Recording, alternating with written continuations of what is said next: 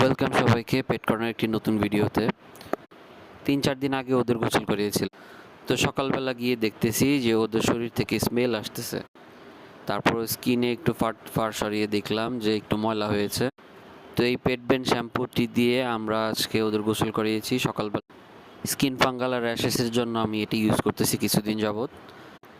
আর এই যে বিকেলবেলা সব গোসল হয়ে গিয়েছে, দুপুরে খেয়েছে, বিকেলে বের হলো। তো এখন এই সময় বের হয়ে শরীর চুলকাচ্ছিল ওরা। তো এখন যেটা করব, শরীর চুলকানোর জন্য আমরা দিয়ে দেই কোকোনাট অয়েল। কোকোনাট অয়েলটা যে কোনো ফর্মেই থাক সেটা দেওয়া যাবে। আর আমরা গোল্ডেন রিট্রিভারদের জন্য বিভিন্ন রকম কোকোনাট অয়েল ইউজ করি। এখন ইউজ করতেছি প্যারাশুট। এটা ইউজ ওদের স্কিনে যত র্যাশ যেটা চুলকানি যতটুকু থাকে আর সাথে লোমগুলো একটু সফট হবে।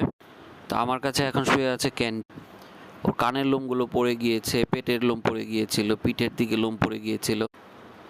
আমরা 1 মাস যাবৎ ইউজ করতেছি এই কোকোনাট অয়েলটি, প্যারাশুট বা অন্যগুলোও দিয়ে থাকি, আর রেজাল্ট ভালো পেয়েছি।